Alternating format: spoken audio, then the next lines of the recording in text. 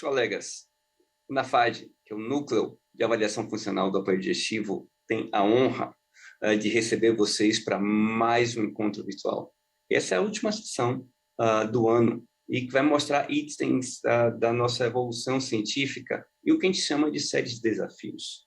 Né? Esse é o capítulo 2, que vai dar evidência ao estado da arte, compartilhando condutas, encontrando caminhos e soluções para a prática da neurogastroenterologia. E nesta série, nós estamos abordando de forma prática desafios que a gente tem na clínica do dia a dia e como é que a evidência suporta a gente e usando para isso formadores de opinião, né, colegas com muita experiência na área, colegas que são acadêmicos, com vasta produção científica, mas que tudo são colegas nossos que atuam na prática clínica resolvendo esses problemas como referência. Então, e para hoje ilustrar e debater esses casos que a gente preparou com muito carinho para vocês, a gente vai ter o Dr. Ricardo Barbucci, de São Paulo, a doutora Badia Matoso, de Minas Gerais.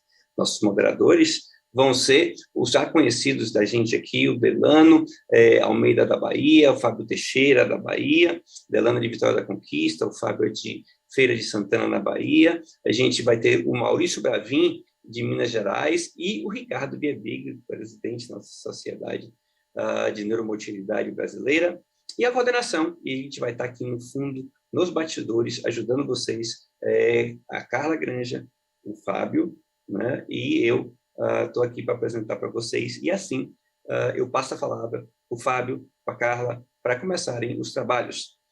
Mais uma vez, sejam bem-vindos. A gente gostaria também muito de agradecer o apoio científico da Apsen, a farmacêutica da Lácer Biomédica, que estão junto com a gente. Hoje é fácil a gente estar aqui, relativamente fácil, mas foi um esforço muito grande que começou nesta pandemia e que esses casas comerciais foram nossos apoiadores desde o começo. A gente tem que realmente aqui agradecer, e o apoio também institucional, por terem acreditado no nosso projeto, da nossa Federação Brasileira de Gastroenterologia e a nossa Sociedade de Neurogastroenterologia, que um abraço, um reconhecimento, um carinho especial com o Ricardo Viebig, que tanto nos ajuda em levar para vocês esse nosso projeto.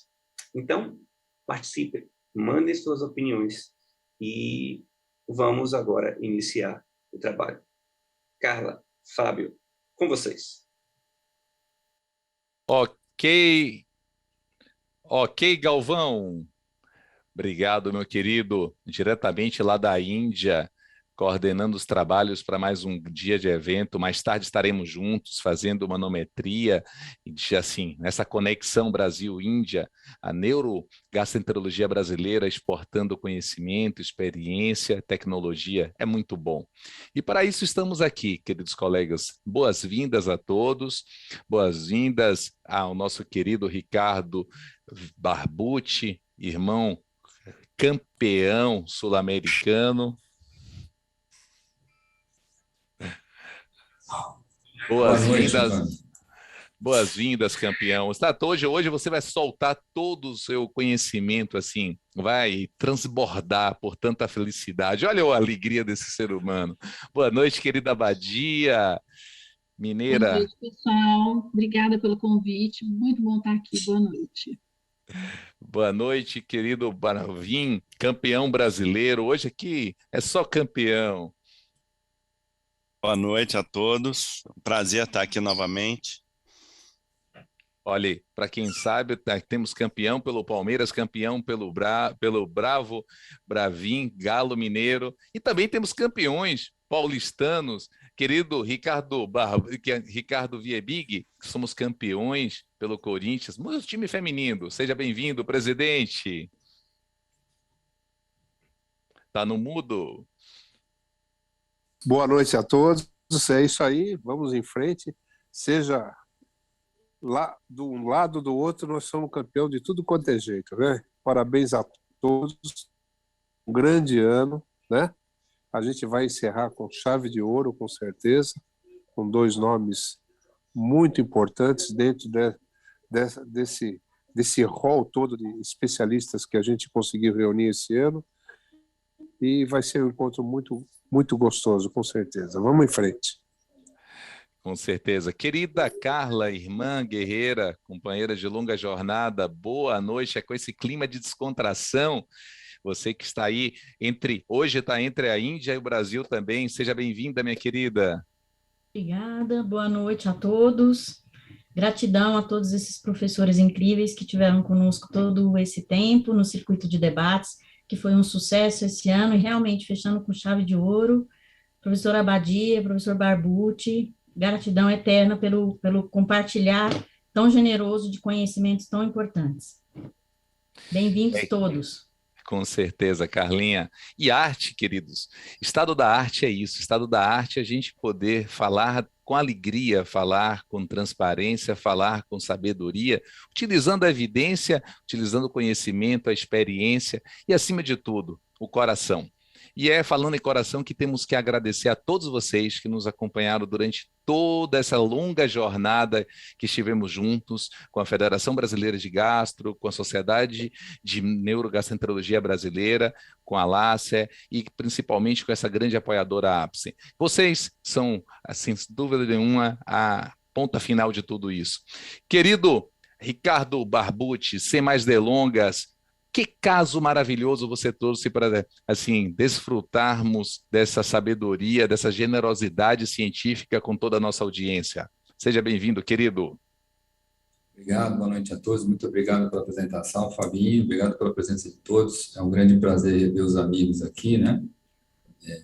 E a gente vai, sem mais delongas, fazer um share screen aqui e colocar nosso caso clínico está aqui.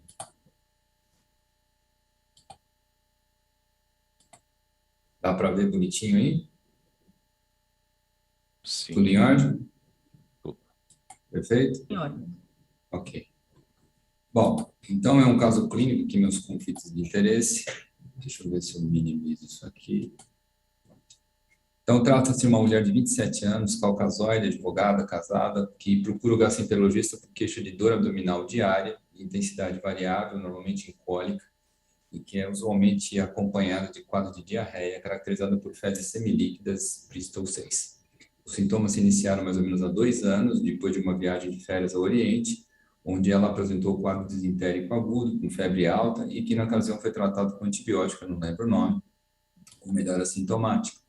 O paciente refere ainda que a dor abdominal normalmente se intensifica com o ato ejaculatório e depois de algum tempo desaparece ou espontaneamente ou com o uso de antiespasmódicos. Refere ainda uma sensação de bloating e eventual distensão abdominal que parecem melhorar quando o intestino funciona. Não há perda ponderal, a diarreia não apresenta produtos patológicos, isso aqui em São Paulo quer dizer que ela não tem sangue, muco com as fezes, não tem febre. É uma paciente, usualmente, às vezes, ela pode ser acordada, inclusive, pela dor. Ocorre nítida piora no período menstrual. Acha que, durante a pandemia, seus sintomas também se intensificaram, associados à alteração da qualidade do sono, uma coisa bastante comum nessa época, né? O quadro álgico é aliviado, então, parcialmente, com o uso de escopolamina, e que a paciente acaba tendo necessidade de usar praticamente todos os dias. De antecedentes pessoais, a paciente é asmática desde a infância, tem também rinite, menstrua mensalmente, sempre em grande quantidade, com bastante cólica, negativismo, megatabagismo, usa cannabis quase diariamente e ela refere que o uso tem sentido porque a droga melhora o seu sono e, inclusive, tenha ajudado no desconforto abdominal. A mãe é obesa, hipertensa, com doença de refluxo, tia com câncer de mama e o pai falecido precocemente por câncer de esôfago, o pai eretilista e tabagista. Exame físico, discreta distensão abdominal, abdômen doloroso, discretamente a palpação profunda, sem sinais de irritação peritoneal e a paciente parece a consulta bastante ansiosa. O restante não tinha nada de importante no exame físico. Então aqui a gente já vem com a primeira pergunta. Qual o diagnóstico mais provável do momento, né, com essa paciente? A, diarreia funcional. B, síndrome do intestino irritável com predomínio de diarreia. C, doença inflamatória intestinal. D, intolerância à lactose. Como é que a gente faz agora, Fábio?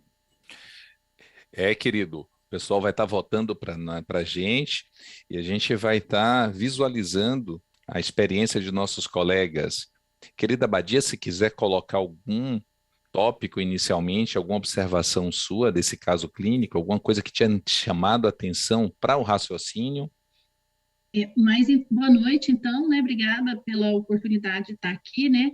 O Dr. Barbucci traz um caso que é bastante frequente na nossa prática diária, né? Isso é que eu acho que é bastante interessante, né? É a mulher jovem que depois de uma gastroenterite, ela começa com sintomas de mudança do hábito intestinal e dor abdominal, né? Sem, aparentemente, sinais de alarme, num quadro até prolongado de 2 anos, né? Isso nos leva para um diagnóstico aí de uma provável doença disfuncional, né? Leva a gente para um diagnóstico de inclusão no grupo das doenças funcionais, né? E como nós temos dor abdominal, provavelmente ela preenche mais critérios para a síndrome do intestino irritável, seria a nossa primeira hipótese nesse momento, né? Vamos observar que nossa audiência... Querido Viebig, sua opinião, meu querido. Eu fico com o mesmo tipo de raciocínio da Badia, chamando a atenção que, por muitas vezes, a síndrome do intestino irritável tem como fator inicial exatamente uma diarreia do tipo infecciosa, né? Isso chama bem a atenção. Ela esteve realmente portadora disso e depois parece que a coisa parece ter levado para uma cronificação, né? Uma mudança do hábito, enfim. É bem característico esse tipo de história para primeiro ficar com essa hipótese de intestino irritável, né? Lembrando que assim, o intestino irritável geralmente é um diagnóstico de exclusão, então talvez ainda nos faltem algumas testes funcionais para que a gente realmente fique com esse diagnóstico. Realmente, como vocês, assim, nós temos 70% da audiência também apostou, querido Barbucci, na síndrome do intestino irritável com predomínio de diarreia. Beleza. Então, como a gente sabe, né, e a Badia mencionou aí bem claramente, as doenças do tubo digestivo são divididas em dois grandes grupos, né? Um grupo conhecido como de doenças orgânicas, que inclui, então, doenças onde há clara alteração orgânica que explica os sintomas e os sinais que o paciente apresenta, alterações químicas, bioquímicas, inflamatórias, infecciosas ou anatômicas que explicam o que o paciente está apresentando. E um outro grande grupo, outrora definido como doenças em que havia ausência de lesão orgânica, hoje definido como doenças em que há uma alteração do eixo cérebro-intestinal, que são as doenças funcionais. Dentre as doenças funcionais, as doenças que alteram, de fato, o ritmo intestinal, que chamam a atenção pela sua frequência, são a síndrome do intestino irritável, a diarreia funcional e a constipação funcional, além, é claro, da constipação induzida por opioides, que no caso aqui não entraria dentro do diagnóstico diferencial. Hoje, Roma 4 sugere que o diagnóstico de síndrome do intestino irritável seja um diagnóstico muito mais de inclusão do que especificamente de exclusão, então não necessitando de grandes exames complementares para que a gente possa dar um diagnóstico de certeza. Se o paciente apresenta, então, nos procura com queixa de dor abdominal recorrente, pelo menos um dia por semana, e sendo que essa dor deve ter se iniciado há pelo menos 6 meses, está presente e ativo nos últimos 3, e que se apresenta com 2 ou mais dos seguintes sintomas, que seja sua relação com o ato evacuatório, no caso da nossa paciente, ela piorava da dor quando evacuava, alteração da frequência das evacuações ou alteração da forma das fezes. Então, no caso aqui, essa paciente teria, a princípio, síndrome do intestino irritável com predomínio de diarreia, é claro, desde que sejam afastados sinais ou sintomas de alarme que pudessem indicar, então, a presença de alguma doença orgânica mais grave. Lembrando que essa paciente, aparentemente, tem uma evolução benigna da patologia, mas chama a atenção a presença de um sinal de alarme dela aqui, que é o fato dessa paciente acordar à noite pela dor abdominal. Isso poderia ser considerado um fator, um sinal de alarme.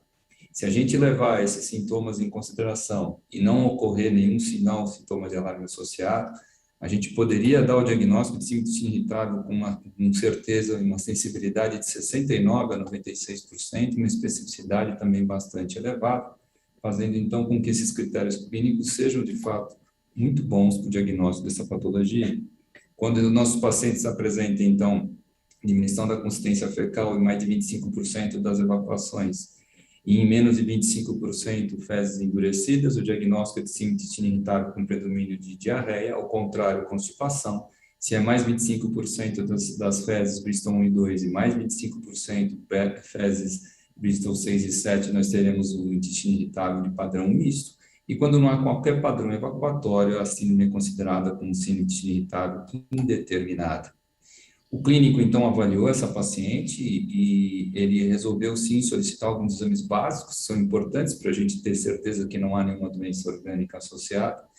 Ele resolveu, então, pedir hemograma, pediu perfil hepático e renal, com proteína C reativa, perfil do ferro. Como era uma paciente que apresentava diarreia, é sempre interessante a gente afastar a doença celíaca. Isso é especificamente importante em locais onde a prevalência dessa doença é muito elevada. Mas a gente tem visto que no nosso meio a incidência de doenças relacionadas ao glúten tem de fato aumentado bastante. Então a gente recomenda de fato que seja pedido antitransglutaminase pelo menos ou antiendomígio. A imunoglobulina A deve ser solicitada em conjunto, a amilase e lipase porque a paciente apresentava dor abdominal. Ácido fólico e vitamina B12 tem a sua importância, a gente vai ver, e em nosso meio é óbvio, parasitológico de fezes praticamente obrigatório. A calprotectina fecal é uma opção que vai nos orientar, então, da necessidade ou não de fazer colonoscopia, embora a presença de sinal de alarme aqui, como já mencionado, podia ser também um indicativo de que esse exame poderia ser solicitado. Os exames chegaram e o que a gente observou foi que essa paciente apresentava uma vitamina B12 dentro dos limites normais, mas abaixo de 250, o que para a gente é considerado uma deficiência de B12. O ácido fólico se apresentava em níveis elevados e a antitransglutaminase foi negativa, a EGA foi normal, e a calprotectina girava em torno de 46 microgramas por grama. A partir de então desses resultados, o paciente volta para a gente. Vocês pediriam alguns exames, outros exames a partir de agora? A endoscopia, né, aqui no caso com biópsia de anticorpo e segunda porção do adenal pelo menos, colono, naturalmente com biópsias seriadas, colono e teste respiratório para supercrescimento, só o teste respiratório para supercrescimento, ou vocês acham que não haveria necessidade de solicitar nenhum outro exame? Fabinho? Obrigado, Barbucci. Dá as boas-vindas enquanto a nossa audiência está experimentando esse raciocínio clínico. Ao querido Delano, seja bem-vindo, Delano. Obrigado, Fabinho. A honra estar aqui com vocês. Querido presidente Décio, seja bem-vindo também. Obrigado, Fabinho. Boa noite. Boa noite, Barbucci. Boa noite, Abadia. Boa noite aí a todos que estão assistindo aí mais uma discussão extremamente interessante. Aí o caso que o Barbucci está mostrando, ele é muito enriquecedor. É uma pena que eu não peguei do comecinho, mas eu conheço mais ou menos esse caso. É bem interessante. Ok, querido. Bravin, dentro de um laboratório de motilidade, fale para a gente um pouquinho do raciocínio para o teste de supercrescimento de supercrescimento bacteriano. Que a gente tem no nosso dia a dia, quando a gente se depara com um paciente com esse perfil, quase que automaticamente a gente, num primeiro momento, a gente pensa na possibilidade de supercrescimento bacteriano. É lógico que do ponto de vista clínico, a doença, a síndrome do intestino irritável é a primeira hipótese, mas a possibilidade de ter uma relação com disbiose é muito grande, né? E aí a gente tem sempre que pensar no supercrescimento bacteriano. Eu, num primeiro momento, já colocaria como uma hipótese diagnóstica, especialmente numa paciente que tem aí a diarreia como um sintoma predominante aí nessa síndrome, né? O que a gente vê de perfil é que Quando o paciente tem mais diarreia, o teste com hidrogênio expirado, ele muitas vezes é suficiente, porque, em geral, quando você tem a predominância de constipação, aumenta a possibilidade de uma flora metanogênica. Então, o ideal seria um teste respiratório que contemplasse tanto o hidrogênio quanto o metano, né? Mas, sinceramente, eu ficaria aí com a opção C. Eu indicaria, nesse momento, um teste de supercrescimento bacteriano, apesar de que, do ponto de vista teórico, quando você se depara com uma B12 baixa e um ácido fólico aumentado, você já pode suspeitar de supercrescimento, inclusive tratar sem o teste respiratório. Existe um grupo que defende essa possibilidade, né? Entretanto, tendo disponível o teste respiratório, eu acho que é uma ótima indicação nesse caso aí. Infelizmente, assim, não é a realidade, né, Bravini? Em todos os centros dispõem. Nossos colegas ficaram divididos, assim, mas a maioria, eu acho que a realidade da maioria dos colegas distribuídos pelo Brasil, 42% votou endoscopia e colono. Os outros colocaram realmente o teste respiratório com a coluna e o teste respiratório. Mas a preferência na primeira conduta dos nossos colegas foi a A. Barbucci, traga para a gente o seu raciocínio. Não está errado pedir endoscopia e colonoscopia, como a gente vê uma paciente com diarreia crônica, endoscopia com biópsia de anticorpo segunda porção, sem dúvida entraria num armamentário diagnóstico extremamente importante, no mesmo nível que a coluna com biópsias seriadas também seria bastante importante. A gente tem que levar em consideração também o preço dos exames, a disponibilidade do exame e os eventuais complicações que podem ocorrer com esses exames, que são invasivos. A gente tem aqui uma calprotectina baixa, abaixo de 50, né? Não é tão baixa, não é abaixo de 30 nem 20, mas é compatível com síndrome do intestino irritável, já que a gente sabe que no intestino irritável a calprotectina é um pouco superior a uma calprotectina do indivíduo saudável, mas é inferior normalmente a 50, o que bate com o que a gente tem aqui. Aquilo que o Bravin falou é extremamente importante. De fato, a deficiência de B12, quando não existe outra causa específica para isso, o paciente não é vegetariano ou vegano, né? O paciente não tem nenhuma doença de base que interfira na absorção de B12, o paciente não usa nenhum medicamento que pudesse interferir na absorção de vitamina B12. E o ácido fólico, como os senhores sabem, é produzido normalmente pela microbiota, então níveis elevados de ácido fólico também sugerem supercrescimento. E tem um fato interessante aqui, que aqui existe uma suspeita aqui de que possa ser de fato uma síndrome do intestino irritável pós-infecciosa. E nessa situação, a chance de supercrescimento é muito maior. Lembrando que a associação de supercrescimento com síndrome do intestino irritável é uma coisa extremamente comum, especialmente na sua variedade diarreica, como mencionou aí o Bravin, podendo chegar a mais ou menos 30% dos indivíduos com intestino irritável têm supercrescimento, e quando existe esse supercrescimento, intestino irritável com predomínio de diarreia, essa prevalência pode ser superior a 50%. Então, tem todo sentido realmente a gente pensar. Como a gente sabe, né, a orientação dietética, ela normalmente é feita em pacientes com síndrome do intestino irritável, 70% dos pacientes respondem com alguma abordagem dietética, e das abordagens dietéticas disponíveis, sem dúvida, a dieta dos FODMAPs é a mais estudada, a mais utilizada. Isso é especialmente importante se o paciente tiver supercrescimento bacteriano, já que os FODMAPs nada mais são do que açúcares não digeridos ou não absorvidos e que têm alto poder fermentativo. E é óbvio que se eu tenho uma bactéria para fermentar meus FODMAPs é uma coisa, mas se eu tenho 1000 bactérias para fermentar meus FODMAPs, a situação é bastante diferente. O mais comum é a gente tirar todos os FODMAPs por um período não inferior a 6 semanas e depois reintroduzi-los de forma gradual, mas sendo isso uma coisa difícil de ser conduzida por todos os nossos pacientes, a gente tem optado no nosso ambulatório de retirar um grupo de FODMAP por vez, por um período não inferior a 14 dias e observar a resposta dos nossos pacientes.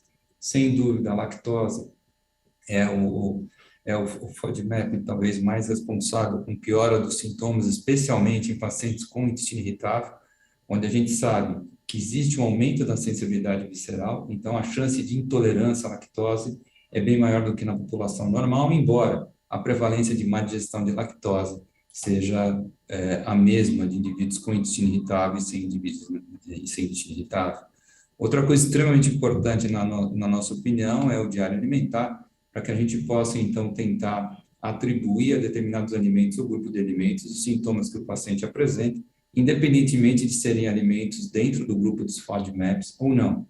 Importante que a gente lembre que a gente tem mais receptor gustativo no intestino que tem na nossa boca, mais receptores olfativos no intestino do que tem no nosso nariz, sensores para temperatura, pH, osmolaridade de alimentos também são presentes, e todos esses receptores estão presentes em células endócrinas, o que pode fazer, então, com que sua ativação interfira diretamente na liberação de hormônios, neurotransmissores, modifique o eixo cérebro-intestinal e interfira na condução desses pacientes.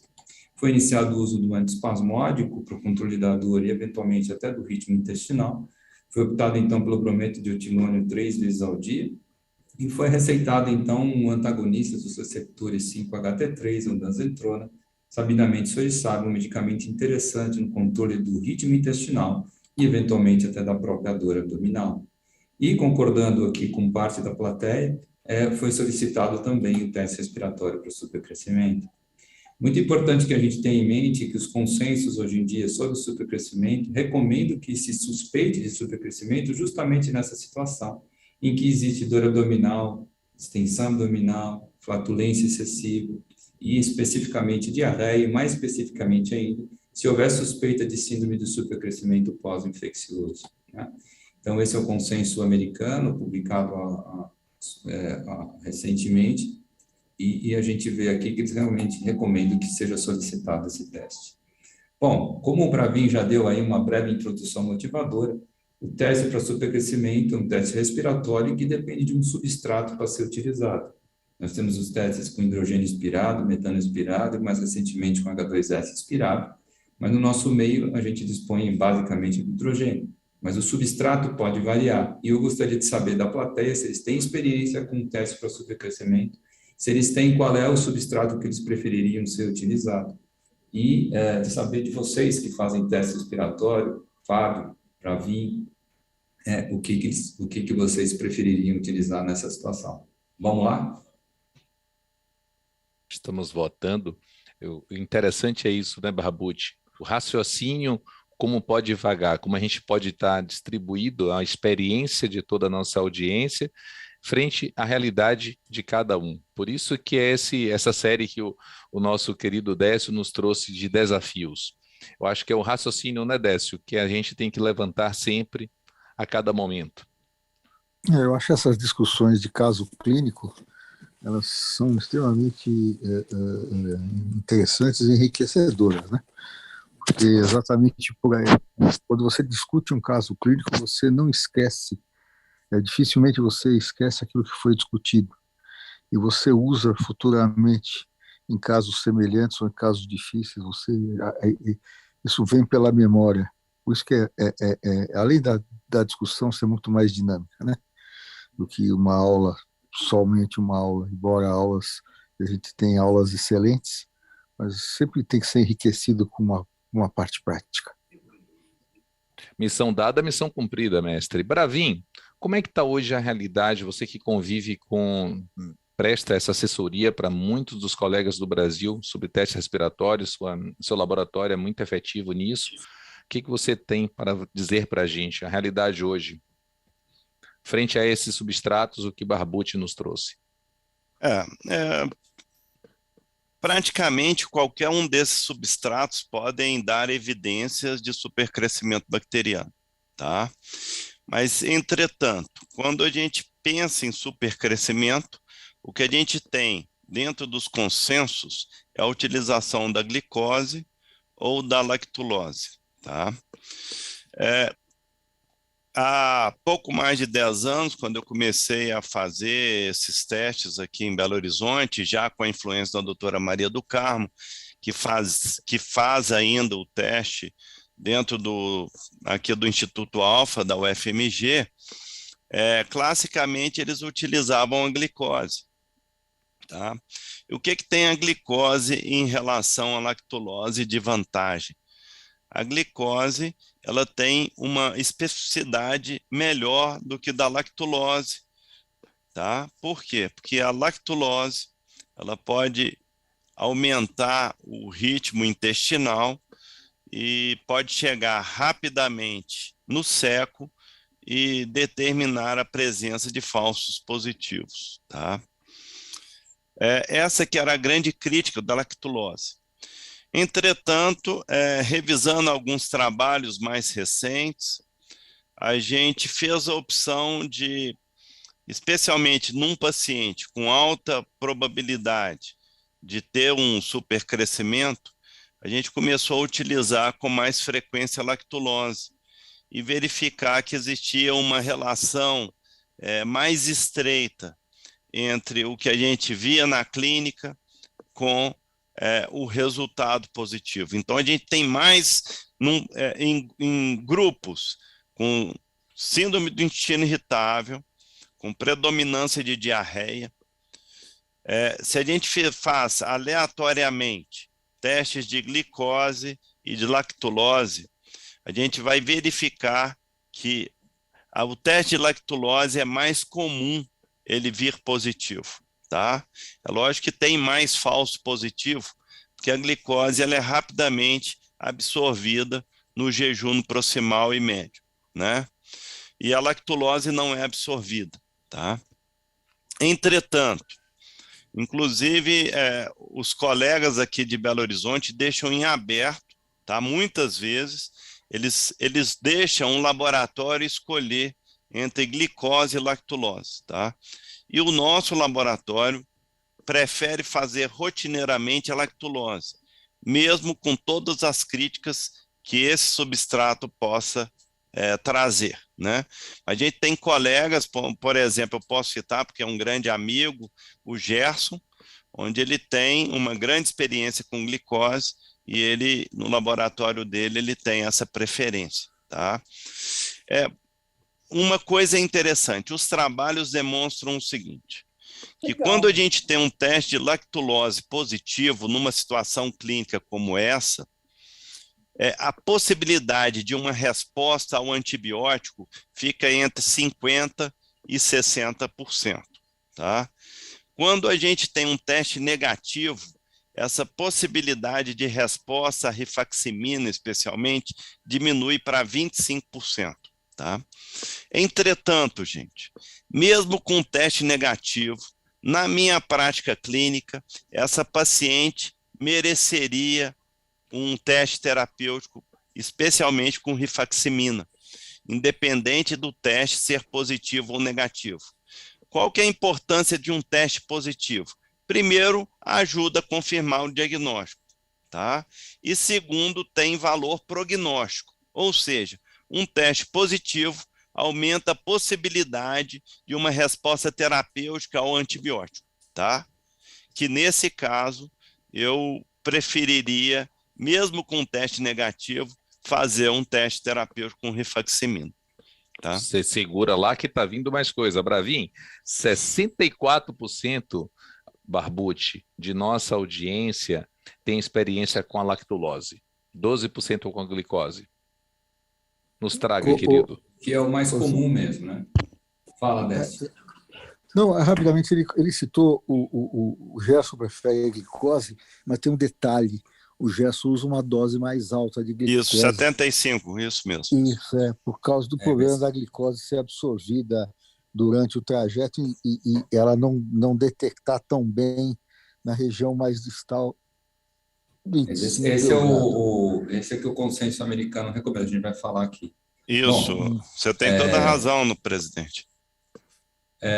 Bom, como vocês sabem, a glicose é um monossacarídeo, né? Então, ela é absorvida no delgado proximal, isso daria, teoricamente, uma sensibilidade maior para o teste com glicose. Entretanto, um problema sério de ser absorvido no delgado proximal é que deixa de fazer diagnóstico de supercrescimento mais distal do intestino delgado. Essa é uma das críticas com relação à glicose.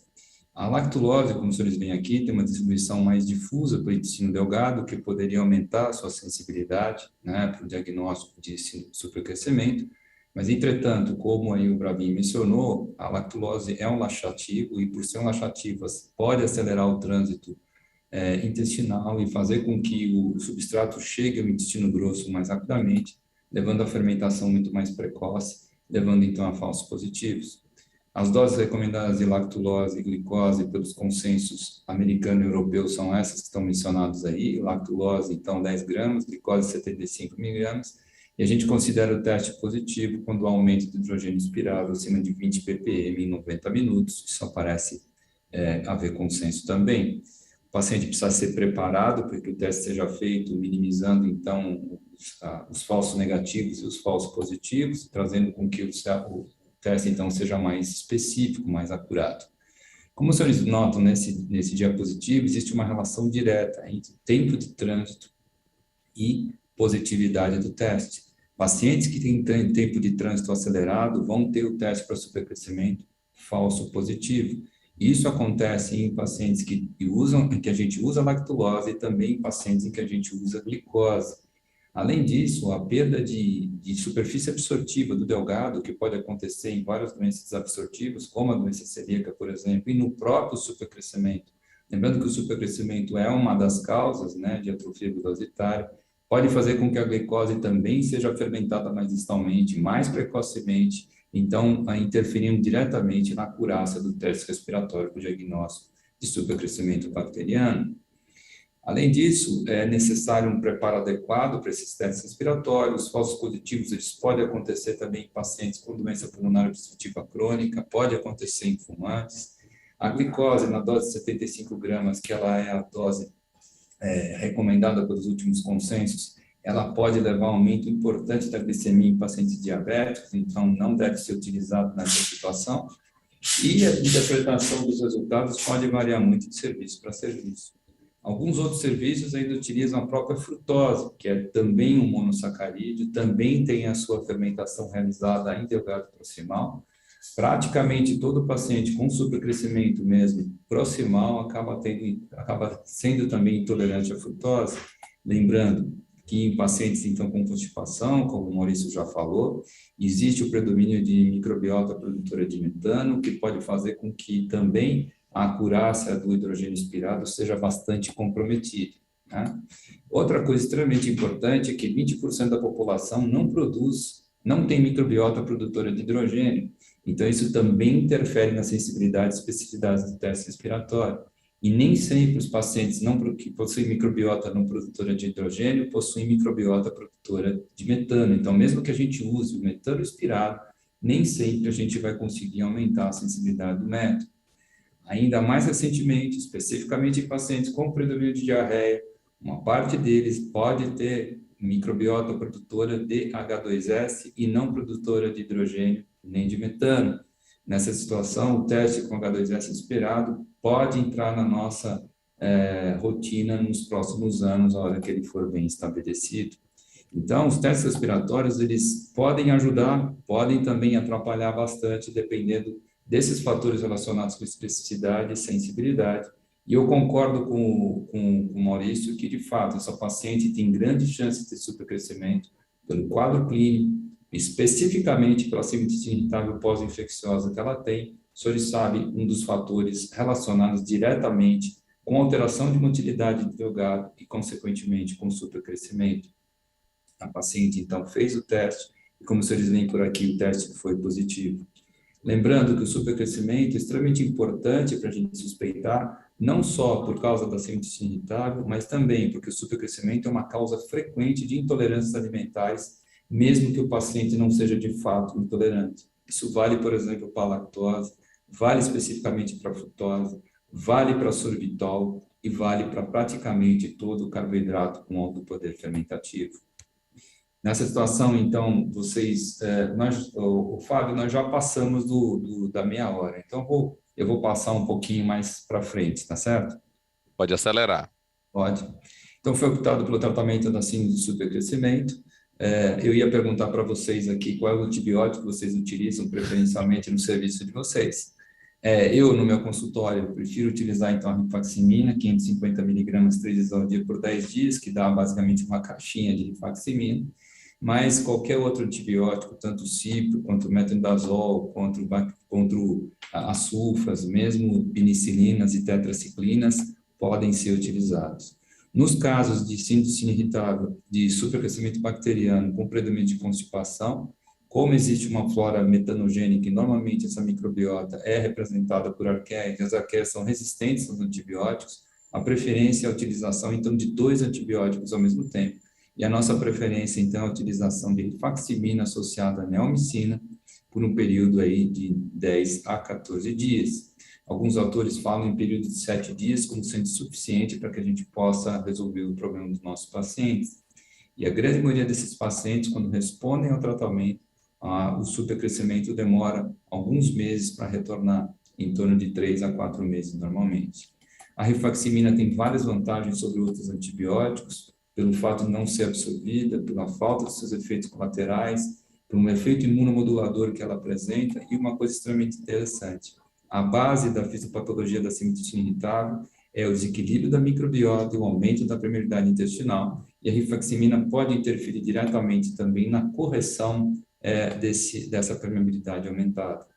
Outra coisa, são muito limitados os efeitos adversos associados à rifaximina e até hoje não tem descrição, por exemplo, de colite pseudomembranosa pós-rifaximina, lembrando que esse antibiótico também pode ser utilizado, inclusive, para se tratar diarreia associada ao Clostridium difficile.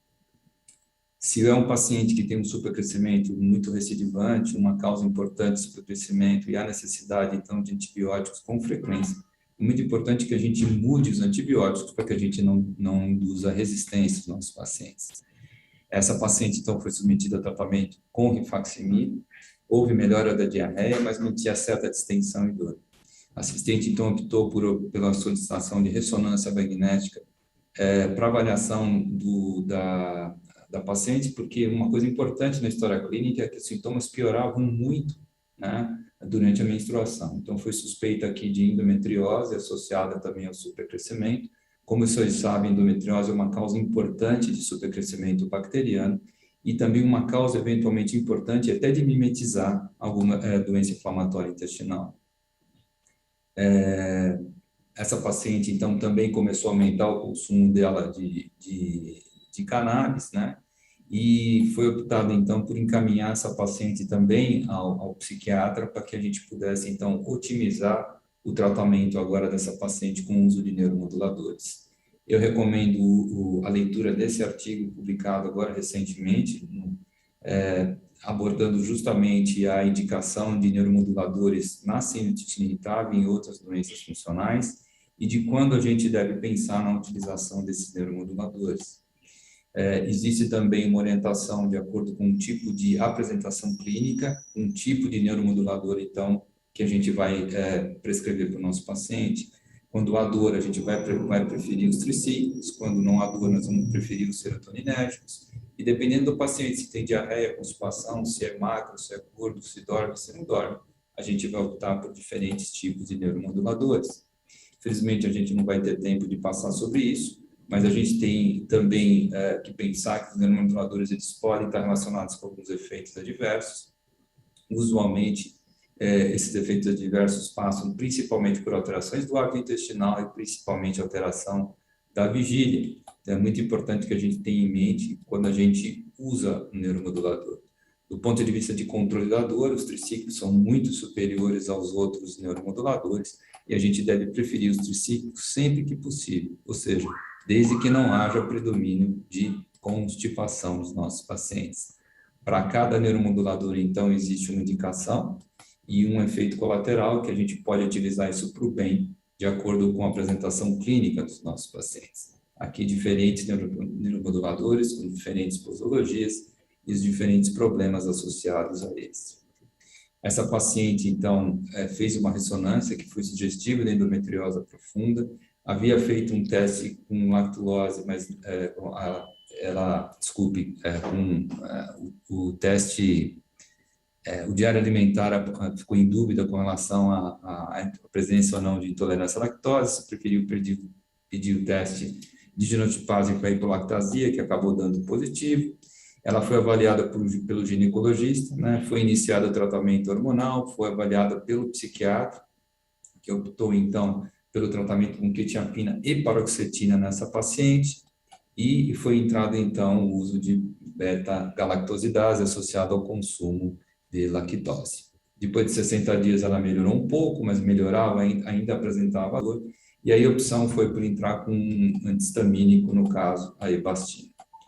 Não vamos ter tempo de passar por tudo isso, mas é muito importante que a gente tenha em mente que existe uma associação direta entre doenças funcionais, especificamente síndrome irritável, e doenças atópicas, e essa relação pode ter muito a ver com a fisiopatologia da síndrome irritável, que passa, então, pelo aumento da permeabilidade intestinal, passagem de bactérias, seus produtos como os lipopolissacarídeos, eventualmente antígenos alimentares para as camadas mais profundas do intestino, atraindo, então, mastócitos que, ao degranularem, liberam histamina essa, que altera a secreção de água e eletrólitos, altera a permeabilidade intestinal e altera, inclusive, a sensibilidade intestinal.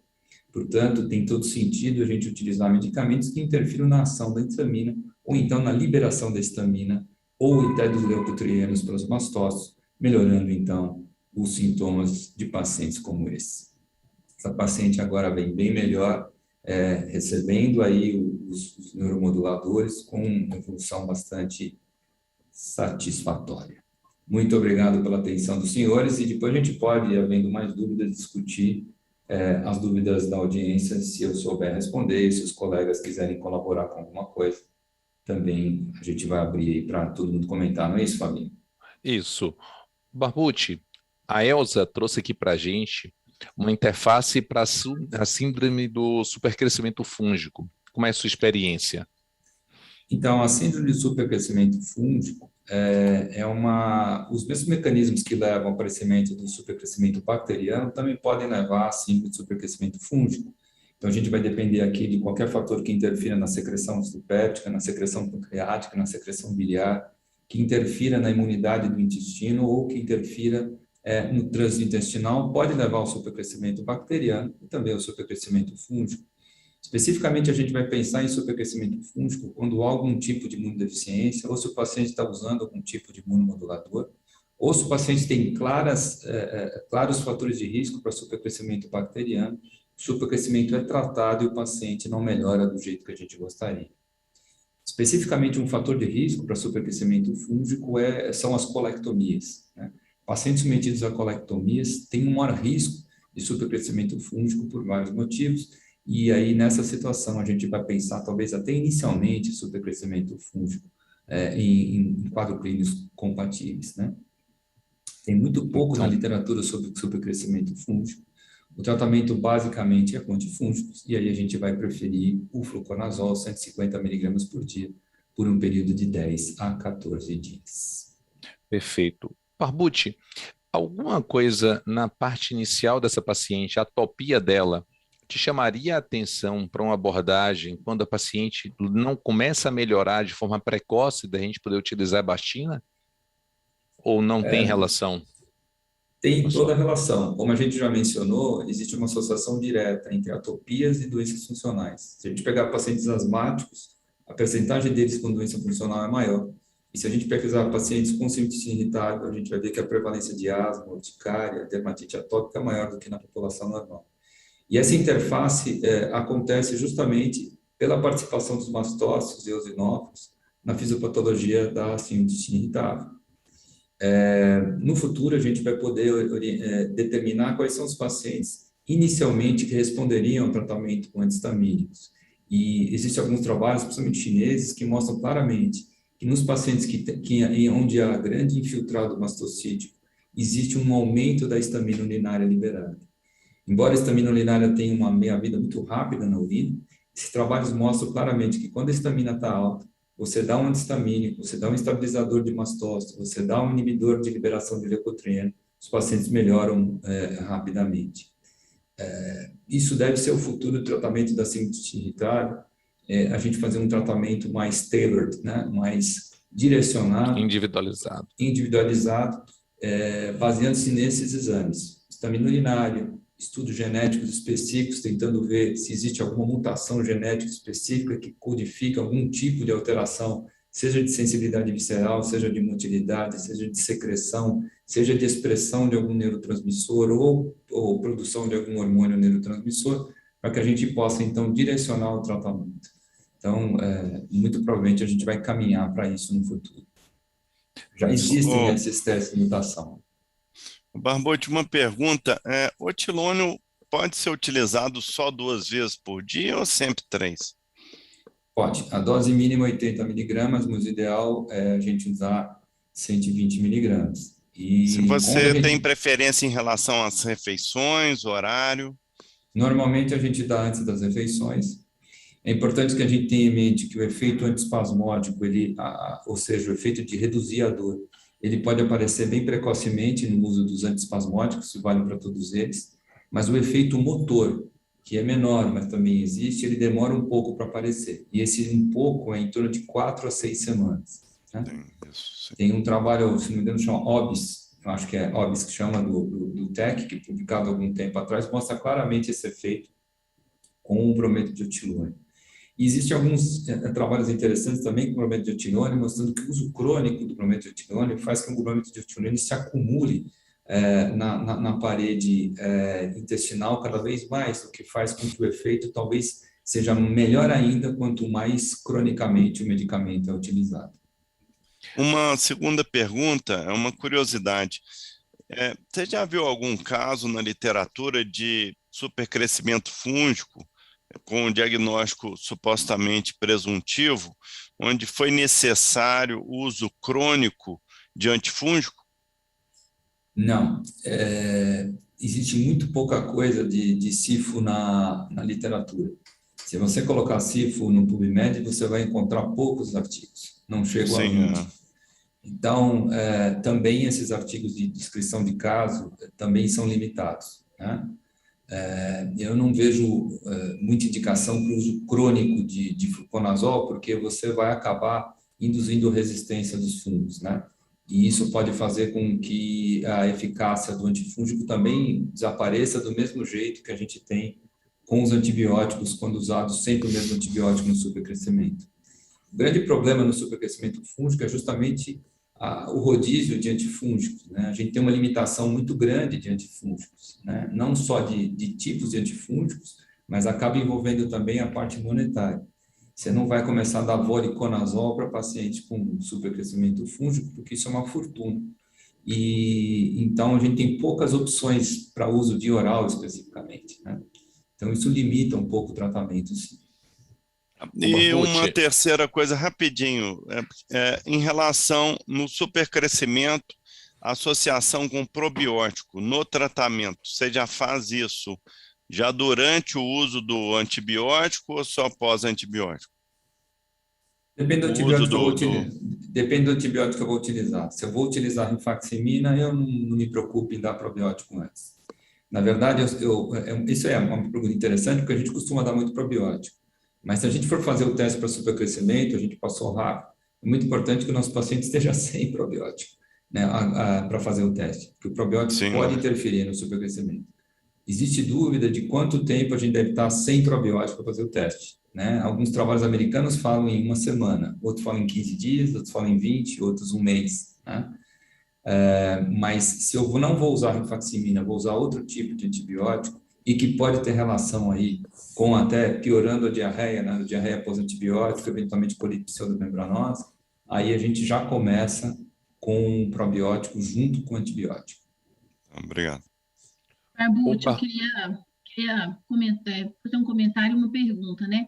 Primeiro, assim, eu acho que a gente tem evoluído muito no conhecimento fisiopatológico da síndrome do intestino irritável e isso tem aumentado um pouco o nosso arsenal terapêutico aí, né? E eu acho que é muito interessante essa conduta individualizada, porque isso justifica por que alguns pacientes não respondem ou não respondiam às terapêuticas que a gente faz ou que a gente fazia anteriormente, né? Então, eu acho que a gente vai evoluir para isso mesmo, para identificar subgrupos fisiopatológicos dentro da síndrome do intestino irritável, para a gente selecionar de maneira mais individualizada o tratamento que a gente vai usar. Eu queria te perguntar se, do ponto de vista clínico, a gente já tem um subgrupo de pacientes que pode ter um perfil que talvez seja, ou possa estar mais envolvido com a questão dos mastócitos, da degranulação de mastócitos, e que talvez possa ter uma probabilidade de resposta maior à ibastina. Eu acho que é justamente esses pacientes que têm atopia bem definida associada, né? A gente vê com frequência, né, os pacientes com rinite, né, sinusite de repetição, em que a gente vai utilizar um anti-histamínico já para dois fins, né? Tanto para tratar a atopia quanto para tratar o intestino. E tem umas coisas interessantes, por exemplo, a gente vê que o uso dos antidepressivos tricíclicos, né, é bastante interessante no controle da dor e do ritmo intestinal. Mas o que muitas vezes a gente esquece é que os tricíclicos, além de serem antisserotoninérgicos, além de serem anticolinérgicos, eles são também antihistamínicos muito bons. Eles agem em receptores H1, né? Então, o efeito benéfico dos tricíclicos, ele transcende o efeito neuromodulador, né? Na verdade, isso ocorre com todos os neuromoduladores, né? Mas especificamente na histamina, os tricíclicos agem muito bem. Então, a gente achava que estava melhorando o paciente de um jeito, mas na verdade estava funcionando por outra via, né? Então, isso é interessante quando a gente olha para trás e percebe isso. Ô Barbucci, qual o racional de você utilizar o psicobiótico para um paciente como essa, com ansiedade, com quadros de intestino irritável e com diarreia? Acho que tem todo sentido, né? A intestino irritável é uma clássica doença associada ao desequilíbrio da microbiota. Tem todo sentido de você usar probiótico, que é um dos mecanismos que a gente tem de restaurar, vamos dizer assim, a eubiose perdida, né? E se é uma paciente que tem algum distúrbio psicológico, psiquiátrico envolvido e que tem manifestações intestinais, o uso de psicobióticos acho que tem todo sentido de ser realizado, né? Isso pode agregar algum efeito ao uso dos neuromoduladores, né? Acho que, sem dúvida, é uma opção interessante. Então, a sua mensagem para um caso como esse, da visão da arte do raciocínio, quais são as mensagens que você gostaria de deixar para o colega para raciocinar um caso como esse? Primeira coisa, a gente prestar muita atenção na anamnese. A história que a gente conta dessa paciente praticamente dá todos os diagnósticos que a gente precisa. Mesmo que a gente esteja num lugar que não tenha acesso a exames mais sofisticados, o quadro clínico aqui é muito sugestivo. E começa até da gente prestar um pouquinho de atenção nessa paciente nos antecedentes familiares. Uma paciente que passou a infância toda com um pai etilista, né? Imagina o estresse que essa paciente passou. 30% das pacientes que têm intestino irritável mais grave têm história ou de abuso sexual ou de abuso psicológico durante a infância, né? Então, isso já coloca essa paciente como uma paciente propensa para ter isso. Paciente era asmática. No asmático eu já sei que tem mais chance de ter síndrome de supercrescimento. Paciente vinha mais ou menos bem até ter uma infecção intestinal, clássico de pacientes que têm síndrome funcional pós-infecciosa. Mulheres jovens que têm uma infecção grave e que estão passando por algum estresse psicológico durante o processo infeccioso. E se tem uma síndrome de intestino irritável pós-infecciosa, a chance de supercrescimento é enorme. Os sintomas são característicos de supercrescimento. Ela tem, sem dúvida, um intestino irritável de base também associado. Quer dizer, a gente, na anamnese, no exame físico, a gente poderia tratar essa paciente sem qualquer outro tipo de exame subsidiário, né? Então, essa é a dica, prestar atenção no exame físico, na anamnese, fazer um exame físico bem feito, né? Não se esquecer do toque retal, eu acho extremamente importante com um diagnóstico diferencial, especialmente nas síndromes constipativas, né, para a gente afastar a evacuação discinética associada.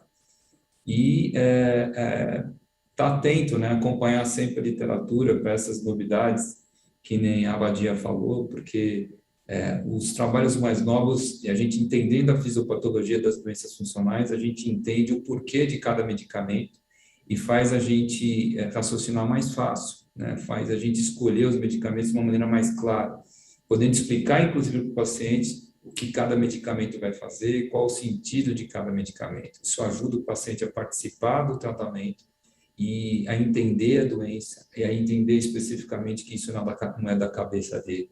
ele só tem ou ela só tem intestino irritável porque pode ter, não é porque quer. Isso é extremamente importante o paciente melhorar e acreditar também no seu tratamento. Então, dar mais valor à arte de ser médico, né? Mas vou guardar você um pouquinho, querida Abadia. Gostaríamos que você compartilhasse agora não só o pão de queijo mineiro, mas também toda essa generosidade mineira de conhecimento da neuromotilidade. Então, eu trouxe um caso, da mesma forma que o Dr. Ricardo Barbucci trouxe, eu trouxe um caso muito de dia a dia, né? Eu acho que as pessoas, tanto os colegas que estão aqui quanto os colegas que estão em casa, vão reconhecer na fala do meu caso muitos pacientes que a gente atende todos os dias, né? Então, ele é um homem de 35 anos e ele é dentista.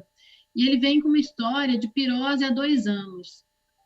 Ele tem um sintoma pouco associado com as refeições, já era uma coisa que chamava atenção na chegada, mas ele achava que piorava com a flexão do tronco. Então, ele falava que quando ele almoçava e ia atender o paciente, que ele fazia a flexão do tronco, ele tinha mais pirose, mas ele não tinha regurgitação, em nenhum momento ele relatava regurgitação. Uma plenitude pós-prandial, mas sem dor epigástrica, sem distensão abdominal. E nesses 2 anos ele ficou usando um omeprazol de forma muito irregular, sem nunca ter feito um tratamento mais orientado. O hábito intestinal não chamava atenção, era um tabagista e um etilista de fins de semana. Era cigarro de palha, 1 a 2 por dia e 3 a 4 taças de vinho por dia, nos fins de semana somente. Não fazia uso de nenhum medicamento, não tinha nenhuma comorbidade, nenhuma outra doença, não era obeso e não era sedentário, fazia atividade física pelo menos 3 vezes por semana. Ele era ansioso, reduzido significativamente o atendimento aos pacientes na pandemia, e ele estava vivendo um período de maior ansiedade nos últimos tempos. E aí eu já pergunto, diante de um paciente desse, qual que seria a conduta nossa, se seria fazer um tratamento de prova com IBP e medidas comportamentais, ou se já solicitaria uma endoscopia digestiva alta na chegada desse paciente. Enquanto a nossa audiência está votando, Delano, você que divide, de um lado o seu coração pulsa a neurogastro, do outro lado pulsa a endoscopia. Você seria endoscopista, seria neurogastro nesse momento? Fale para a gente. Nesse caso, apesar de o paciente já ter aqui alguns indícios de ter alguma coisa funcional, porque, como a Badia falou, né, é bastante comum essas coisas, os pacientes chegarem queixando que quando se abaixa, piora, ou quando faz exercício, piora, são coisas que não são habituais para a gente ver um paciente com refluxo, né? Mas eu partiria para gastroneuroenterologia inicialmente, né? Tentaria cair para os protocolos aí e começaria com a prova com IBP inicialmente. Querido Viebig, sua opinião, meu querido? Oi, Fabinho, assim, respeito a opinião do Delano. Eu, como neurogastroenterologia, pediria uma endoscopia digestiva alta, visto que esse paciente usa inibidor irregularmente e, pelo jeito, ele usa irregularmente porque não alivia muito o sintoma dele. E se ele sentisse que isso ajudaria bastante, ele acho que manteria mais tempo os inibidores. Então, eu partiria por uma endoscopia, tá? Imagine, esse é o estado da arte, né? Um endoscopista pede um tratamento clínico, um neurogastro pede uma endoscopia. E nossa audiência, queridos amigos, vai com endoscopia digestiva alta com 67%. Abadia, é com você. Então, vejam que é um assunto extremamente polêmico, né? Até hoje a gente ainda discute essa questão do tratamento de prova, né? Nós temos total respaldo da literatura para fazer um tratamento de prova com IBP para esse paciente, né? Vejam que ele é jovem, ele nunca fez um bom tratamento para a doença do refluxo gastroesofágico, ele não tem sinal de alarme, né? Então, assim, se a gente pensar que estamos num país onde a dificuldade de acesso à endoscopia, né? E aqui nós estamos num paciente do consultório que ele não teria dificuldade, mas se eu tivesse, por exemplo, um paciente do ambulatório, do serviço do SUS, é um paciente que demora a chegar na endoscopia, é um paciente que tem dificuldade, a gente trabalha com serviço que não consegue oferecer os exames na medida em que a gente precisa, né? Então, a gente tem total respaldo da literatura para fazer um tratamento de prova para esse paciente bem feito e observar a melhora clínica desse paciente. Eu falo para vocês que, na prática, esse paciente provavelmente vai ter uma endoscopia solicitada nesses 60% de vezes aí que a nossa plateia votou, e eu acho que não está errado, ele já fez um uso irregular de IBP, tentar entender se existe uma esofagite, se existe uma hérnia de hiato, se existe uma alteração anatômica nesse esôfago nesse momento ou não, eu acho que não está errado, mas nós temos total respaldo da literatura para fazer a prova terapêutica. Eu gosto muito de falar sobre a gente está evoluindo, né, para uma medicina mais personalizada, né, e esse artigo é muito interessante que ele fala justamente sobre isso, né, sobre a gente tentar individualizar os fenótipos da doença do refluxo, individualizar a investigação e, a partir daí, o tratamento. E esse artigo, ele coloca como primeiro passo uma história clínica bem feita e a resposta ao IBP. A gente sabe que isso foi feito para esse paciente, né, eu vou falar logo a seguir o percentual de resposta, foi iniciada aqui para ele com um pantoprazol magnésio, 40 miligramas pela manhã, por 8 semanas e orientadas as medidas anti-refluxo, né? Só lembrar que das medidas anti-refluxo, as que a gente tem um pouco mais de evidência científica são aquelas medidas comportamentais de elevar a cabeceira de cama, não comer e deitar, do tabagismo, do etilismo, né? E as medidas alimentares, basicamente, de alimentos mais gordurosos, né? Aquela lista que a gente fazia, aquela lista imensa que a gente fazia de restrições, ela acaba não tendo muito respaldo da literatura e a gente acaba orientando o paciente a não comer aquilo que não faz sentir bem, né? Ele retorna depois de 8 semanas, relatando que conseguiu fazer corretamente o uso do medicamento, fez as medidas anti-refluxo, né, foram seguidas na maior parte do tempo, mas que a melhora dele foi em torno de 50%. Ele ainda tinha sintomas diários, e ele reclamava muito, a qualidade de vida dele estava muito ruim, um paciente extremamente hipervigilante, então ele falava assim para mim, olha, eu almoço, não sinto nada, quando eu chego no meu consultório, parece que eu começo já a sentir a queimação, e aí quando eu começo a trabalhar, isso fica terrível, e fica terrível a tarde inteira, né? Então ele ainda estava ansioso, porque ele achava que ele tinha uma doença grave, e eu acho que isso também nos leva, muitas vezes, a fazer uma endoscopia índice desses pacientes, às vezes até pulando esse passo da literatura. Vejam que a resposta ao IBP, quando a gente analisa, cerca de 40% dos pacientes com possível doença do refluxo não melhoram com o uso do IBP. E se a gente considerar manifestações extraesofágicas, que não é o caso desse paciente, um número ainda maior desses pacientes não melhoram com o uso do IBP, né? Então, apesar da gente ter respaldo da literatura, a gente sabe que a prova terapêutica ela vai ter uma resposta incompleta em muitos pacientes. Seguindo, então, quando eu considero ali que a resposta à prova terapêutica não foi completamente adequada, ele teve uma resposta incompleta, o próximo passo seria realizar a endoscopia.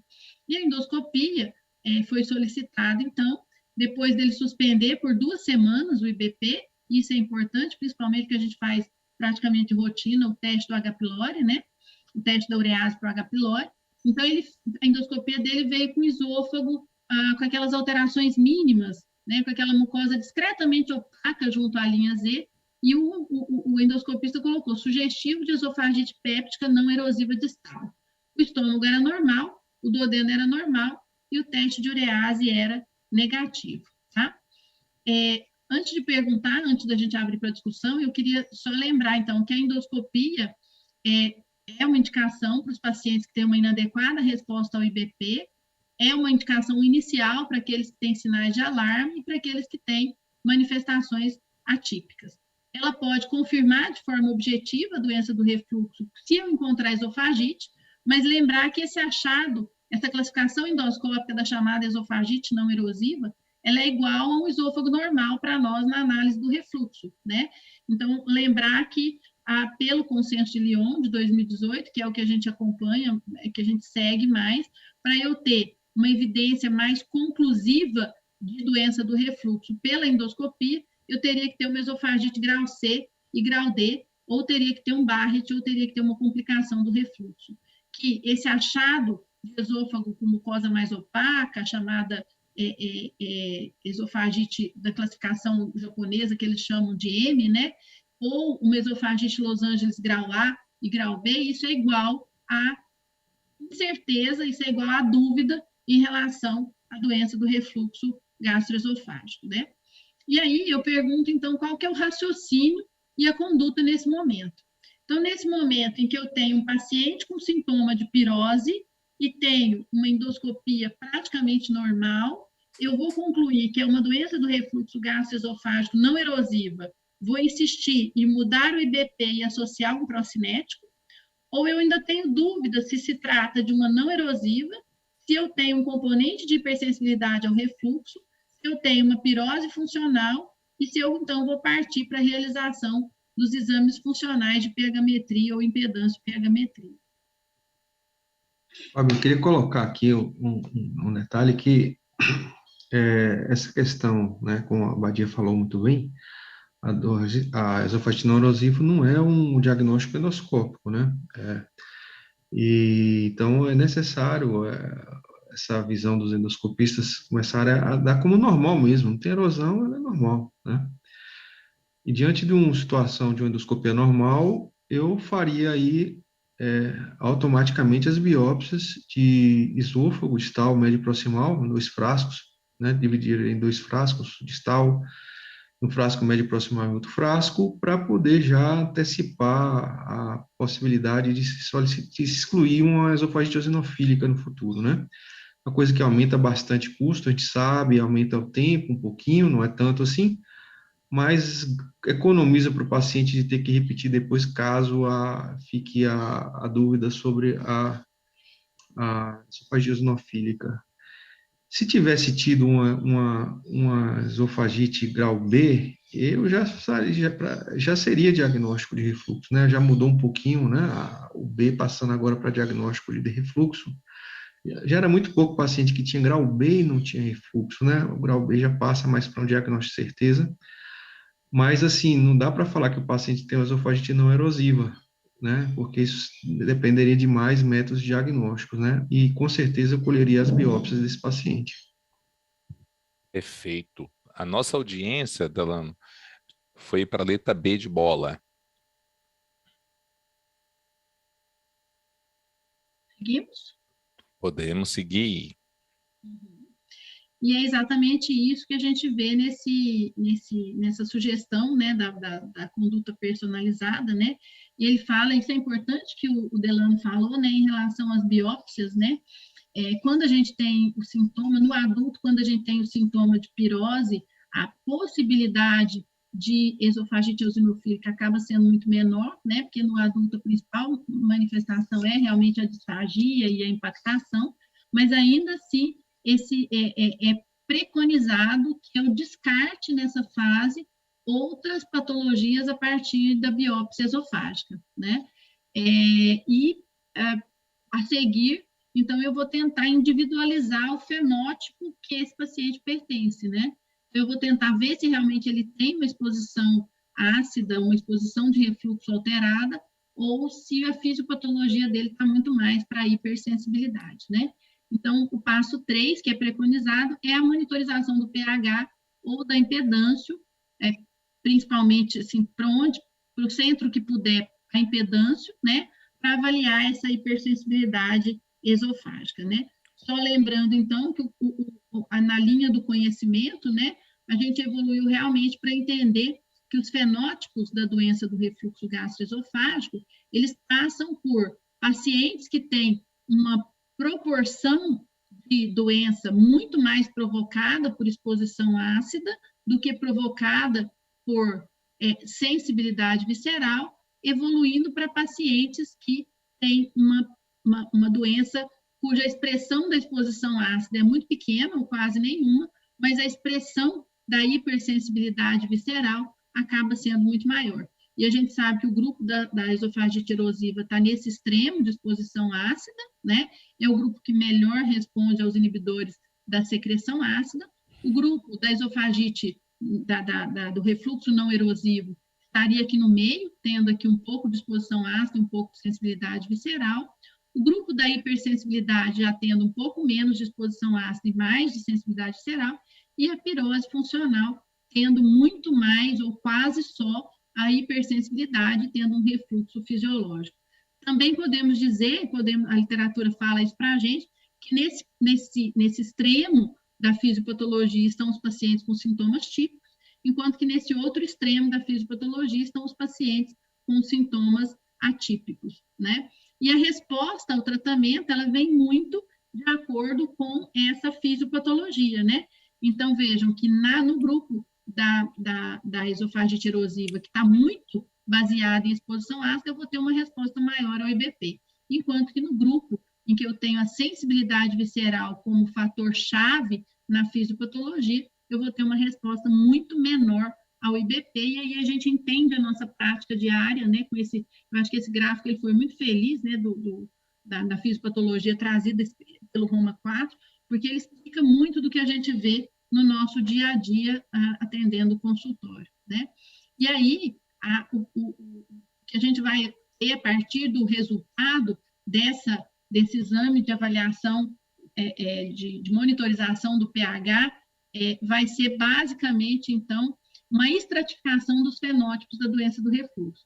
Então, vejam que se eu tenho um paciente que tem pirose, né, e que não tem um refluxo bem documentado, como é o caso desse paciente do nosso caso clínico, ele tem a endoscopia normal, e aqui as biópsias chamando atenção para a fala do Dr. Delano, né, as biópsias também negativas, eu vou realizar um exame de pH ou de pH impedância sem uso de inibidor de bomba, tá? Então, esse paciente vai para uma monitorização ainda para eu tentar demonstrar ou não o refluxo. E vejam que se ele tem uma exposição ácida normal e tem uma correlação positiva entre a sintomatologia dele e o refluxo, ou não, a sintomatologia não está associada ao refluxo, mas ele tem uma exposição ácida normal, então ele é o verdadeiro não erosivo, ou seja, ele tem um refluxo patológico, mas tem uma endoscopia normal, então ele é um refluxo não erosivo.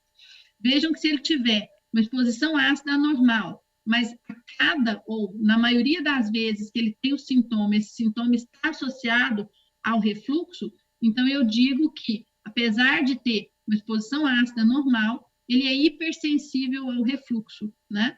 E se ele tem tudo normal, ou seja, ele tem uma exposição ácida normal e não tem uma associação entre os momentos de refluxo e os momentos de sintoma, então ele cai na classificação de pirose funcional, né? E isso vai definir para a gente a resposta ao tratamento, né? Isso vai mudar para a gente a resposta ao tratamento, vai justificar por que muitos desses pacientes não respondem bem ao uso do IBP. Então, esse paciente realizou uma manometria esofágica, uma pH impedâncio, né? E a gente conseguiu fazer o protocolo certinho, fazendo impedâncio, e a manometria foi completamente normal, não tinha nem hipotonia do esfíncter, não tinha nada, e a pH impedância foi considerada normal, com refluxo ácido e não ácido em níveis fisiológicos, e a ausência de correlação entre os 8 momentos anotados de pirose e os refluxos ácidos e não ácidos. Ele tinha um tempo de exposição ácida de 2,8%, um índice de sintoma de 25%, lembrar que o índice de sintoma para ser considerado positivo é mais de 50%, uma probabilidade de associação de sintomas de 88%, lembrar que a gente considera acima de 95%, né? E o tempo de exposição ácida, também o consenso de Lyon, trouxe para a gente como sendo um dado de muita acurácia para definir o paciente que tem doença do refluxo, né? Então, a gente sabe que um tempo de exposição ácida acima de 6% define para nós o paciente que tem maior probabilidade, que tem maior acurácia, né, para ter doença do refluxo, ele define para nós com maior certeza a doença do refluxo gastroesofágico, e um tempo de exposição ácida menor do que 4%, ele exclui para a gente com grande acurácia o paciente portador de doença do refluxo. Ou seja, esse paciente ele não tem exposição ácida alterada e ele não tem associação entre o sintoma pirose e os refluxos descritos, os refluxos encontrados durante a monitorização dele, né?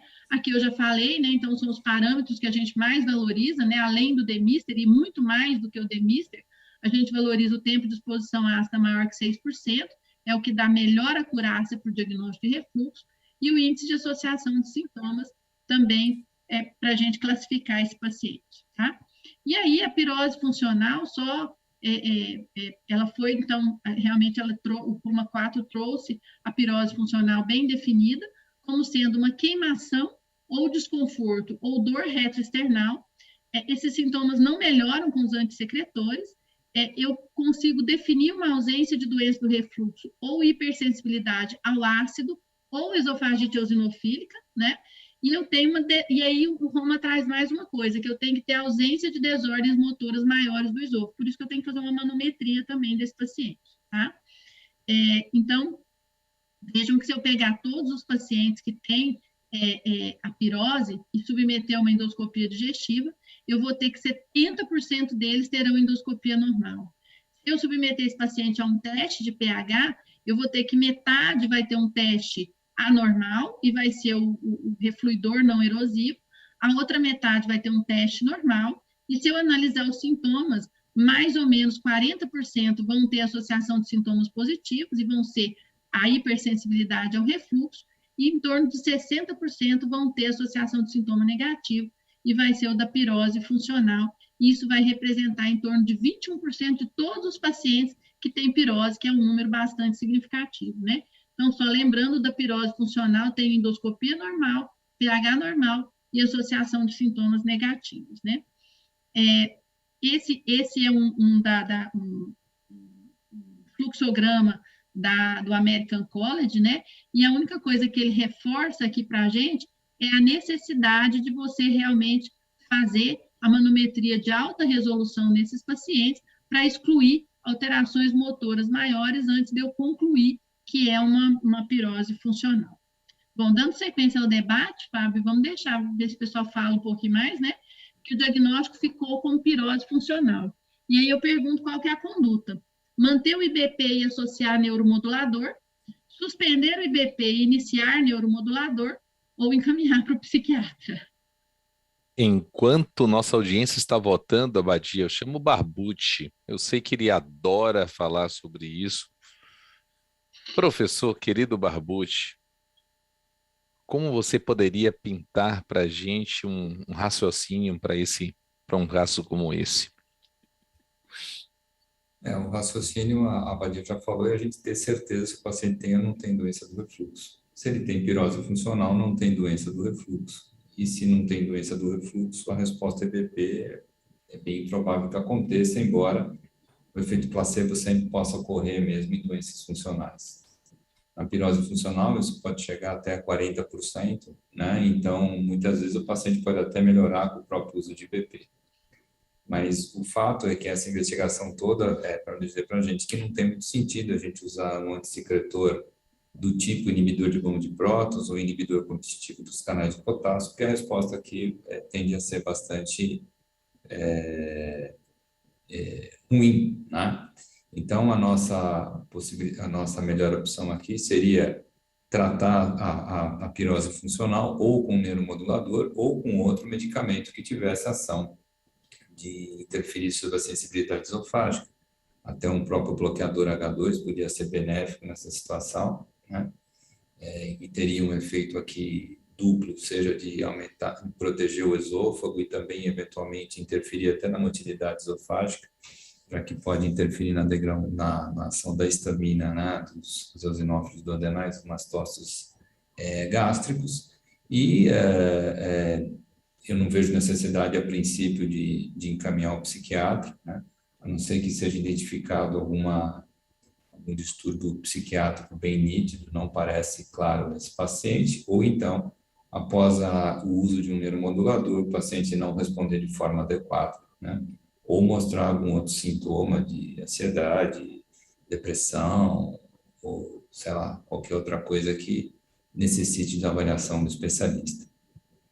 Barbucci, como a gente está customizando a conduta, antes da gente poder passar, cerca de 50% dos colegas concordam contigo, suspenderiam o IBP e iriam introduzir um neuromodulador. Homem, 35 anos, que trabalha dessa forma, o que você faria?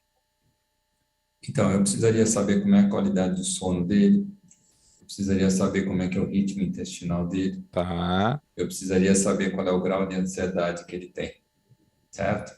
Então, dependendo disso, a gente vai optar por diferentes tipos de tratamento. Um tratamento simples, por exemplo, um paciente que tem dificuldade para dormir, barato e que poderia ser interessante nesse caso seria o uso de melatonina.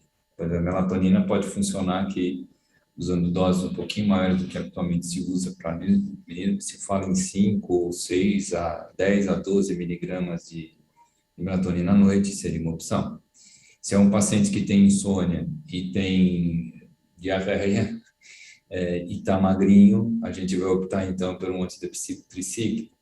Se é um paciente que tem insônia e não quero mexer no hábito intestinal, a opção da pregabalina ou da gabapentina pode ser bastante interessante. Se é um paciente que tem constipação, a nossa opção melhor seria usar, por exemplo, uma paroxetina, ou então junto uma amitriptilina, se eu quiser mexer com sono, e assim vai. A gente precisa adequar o neuromodulador ao perfil do nosso paciente. Então, a gente tem uma gama grande aí até de neurolépticos que a gente poderia utilizar. Quetiapina, que vai muito bem. Olanzapina também seria outra opção interessante no paciente que tem algum distúrbio de humor mais importante. Se for um paciente com Parkinson e com insônia, o uso de neuroléptico é extremamente interessante, especialmente o Leponex, agora esqueci o nome do produto, e assim vai. Não existe assim um neuromodulador específico, não. A gente vai escolhendo de acordo com a necessidade do paciente. Badia, Barbucci, se a gente soltar, cada momento ele parece aquele jogador de carta. Ele tira uma carta debaixo da manga para poder trazer para a gente. Mas é o estado da arte, né, Badia? O que você teria a trazer para a gente? Me conte. Não tenho dúvidas, né? Esse paciente, realmente a resposta ao IBP dele já provou ser muito parcial e a gente não tem respaldo para usar o IBP aqui, né? Quer dizer, o IBP não tem respaldo. Mas era um paciente que ficava muito vinculado ao IBP. Então, o que eu fiz para ele, né? Então, antes eu vou passar só esse esqueminha aqui, né? Que é exatamente isso daí, né? Então, a gente parte para tratar, como a gente parte para tratar as doenças funcionais, de uma relação médico-paciente, esclarecer a benignidade dos sintomas, fazer um empoderamento do paciente, responsabilizar ele pelo tratamento dele também, para que ele mude hábito de vida, para que ele tente controlar a ansiedade, ele entender que a doença dele é benigna e está relacionada a isso, mas não é uma doença da cabeça dele, que ela existe fisiopatologia para isso, né? O IBP, realmente, a resposta é muito ruim, né? Não é de forma duradoura e efetivamente não é na maioria dos pacientes. Eu deixei uma estrelinha aqui para o bloqueador H2, que por conta desse mecanismo que parece que é imunoneurológico ali do bloqueador H2, ele também pode melhorar e melhorar até mais do que os IBPs nesse caso, né? E aí vem os moduladores da dor, que eu acho que o Dr. Barbucci deu pelo menos uma pincelada geral aí, em todos que a gente pode ser usados de acordo com características específicas do paciente, né? Aqueles que não respondem a essas orientações IBP e neuromoduladores, a gente tem sempre a terapia comportamental, a gente tem a hipnoterapia, a gente tem aqui a melatonina em alguns artigos demonstrando ser melhor do que o placebo, a gente tem o próprio tegazeroide descrito também como melhorar alguns pacientes com pirose funcional, né? E um detalhe muito importante que está aqui no cantinho do meu slide, que é evitar a cirurgia anti-refluxo, né? Que esses pacientes, muitas vezes, eles são levados para a cirurgia, às vezes inadvertidamente diagnosticados como uma doença do refluxo que não responde ao IBP, e aí eles continuam no nosso consultório, continuam eternamente no nosso consultório depois de operados, né? Então, o que eu fiz para esse paciente? Eu, inicialmente, deixei um pantoprazol de 40 miligramas no primeiro mês, por insistência dele, passei para 20 miligramas no segundo mês, associei uma amitriptilina 25 miligramas à noite no primeiro mês e aumentei para 50 no segundo mês. Ele tinha um hábito intestinal completamente normal. E mantive as medidas anti-refluxo, tá? Ele voltou depois de 8 semanas e falou para mim que melhorou demais, ele já estava com ponto de vida, isso porque ele era muito resistente à retirada, ele achava que se tirasse ia ficar péssimo, ele não acreditava, por mais que eu explicasse para ele, ele não acreditava que essa amitriptilina ia ser capaz de melhorar a pirose dele. Então, ele voltou falando que tinha melhorado 90% dos sintomas. Ele ficava 3, 4 dias assintomático, era um paciente extremamente hipervigilante, então ele até anotava no caderninho dele os dias que ele tinha, os dias que ele não tinha sintoma, e que ele raramente agora tinha uma pirose muito mais leve do que antes, quando ele almoçava e logo ia atender algum paciente, precisava fletir o tronco. Ele estava muito inseguro de suspender o IBP, e ainda assim eu o encorajei a tentar a suspensão, e vou aguardar o retorno dele para ver se ele realmente teve a coragem de retirar, né? Agora, enquanto a gente está discutindo aqui, eu estou pensando que eu devia ter proposto para ele associar uma famotidina, que talvez ele ficasse um pouquinho mais animado a suspender o IBP, né? Dizer para ele que a famotidina também tem o efeito de bloquear ácido, e talvez ele ficasse um pouco mais animado, né? Com certeza. Mas, assim, eu acho que um papel importante, muito mais do que a gente carimbar que o paciente não tem resposta ou é intratável o IBP, é dar um bom diagnóstico de certeza que o IBP não vai, muitas vezes, fazer a diferença na vida dele. Por isso, ele não faz parte desses 30%, 40%. O Bravin, o laboratório de motilidade, para esse aspecto, realmente traz para a gente uma maior segurança na condução. Então, cada vez mais estão solidificados pelo Brasil, laboratórios espalhados, falando cada vez para nossos colegas assim, a possibilidade da gente desprescrever quando não necessário o IBP. Concorda, querido? Na verdade, eu queria aproveitar para pontuar algumas coisas aqui. Primeiro, em relação ao refluxo. Primeiro, na questão desse diagnóstico, né? Em geral, na nossa prática clínica, a gente não espera que um homem jovem, não tenha uma doença orgânica. A doença funcional é mais comum em mulher, né? E o que a gente tem? Na prática, eu desconheço qualquer gastroenterologista ou endoscopista que trabalhe em torno de mim que prontamente não indicaria uma endoscopia. Na verdade, a diretriz da doença do refluxo ela é direcionada para o médico não especialista. Esse médico, sim, na ausência de sinal de alarme, ele, em geral, ele está autorizado a fazer, mas eu acho que, em geral, os gastroenterologistas não podem perder a chance de dar o diagnóstico de um Barrett ou de uma doença do refluxo complicada. Eu acho que o gastroenterologista, o endoscopista, ele prontamente deve pedir uma endoscopia. O último consenso fala que a esofagite B ela já é considerada diagnóstico de certeza, ao contrário do Lyon. Isso aí é uma revisão que foi feita agora, mês passado. Dentre as medidas comportamentais, para mim, a mais importante, especialmente, é perder peso. Tá? Eu acho que é um paciente que não se pode esquecer, mesmo o paciente com peso normal, se esse paciente tem doença do refluxo e ele perde, em média, 4 quilos, ele tem uma diminuição de em torno de 75% da sua frequência de sintoma, tá bom? E isso a gente levar em consideração que a doença do refluxo, que é a principal hipótese nesse caso, tá? Infelizmente, na minha prática, a aderência aos neuromoduladores desse tipo de perfil também é muito baixa, tá? Por isso que muitas vezes eu ficaria com a opção C, tá? Eu tentaria o pantoprazol por demanda, mesmo com efeito placebo, a gente sabe que ele não tinha nada no esôfago, né?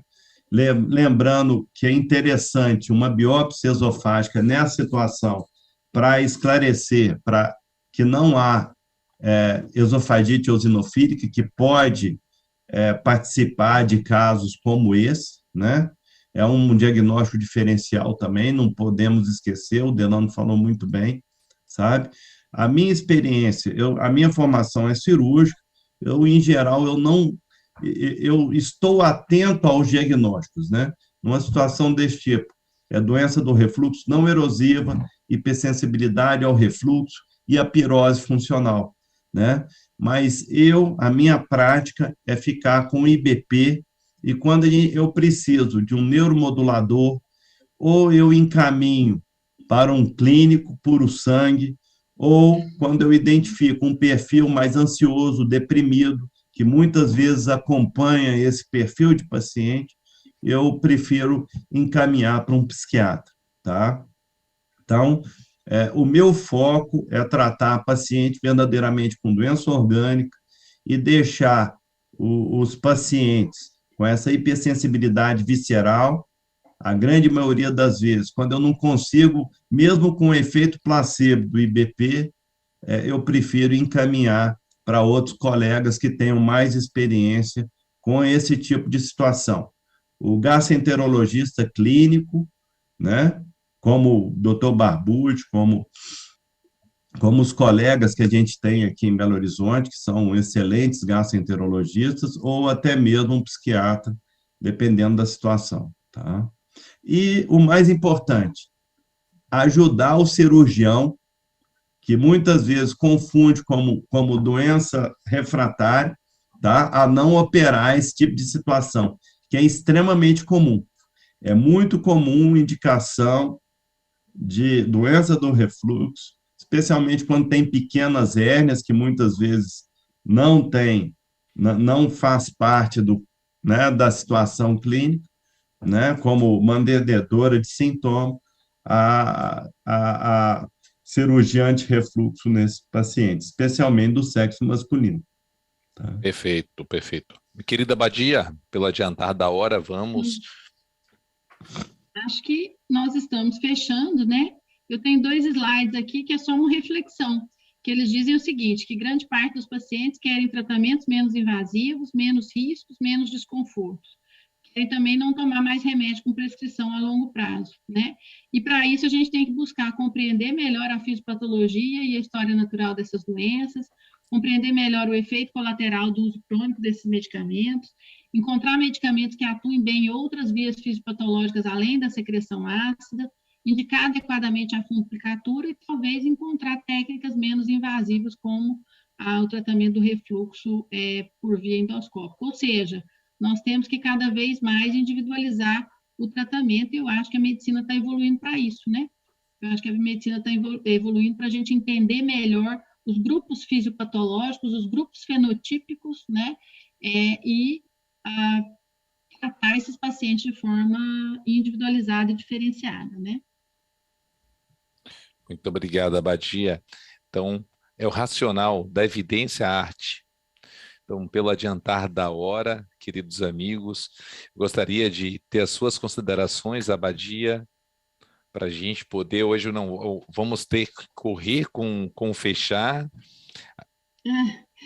Não, é bem curto, né? Só agradecer a oportunidade de estar aqui. Eu acho que essas discussões de caso clínico, elas são extremamente interessantes, eu acho que elas são muito mais motivadoras. Quando a gente contextualiza, fica muito, muito interessante compartilhar a experiência de mestres aí, como o Dr. Viebig, o Bravinho, o Delano, o Dr. Barbucci, você, Carlinha, que entrou no começo com a gente, né?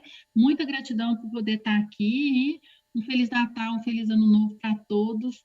E o ano que vem, se Deus quiser, a gente vai ter mais oportunidades de discussão e, se Deus quiser, muitas delas presenciais. Com certeza, sim.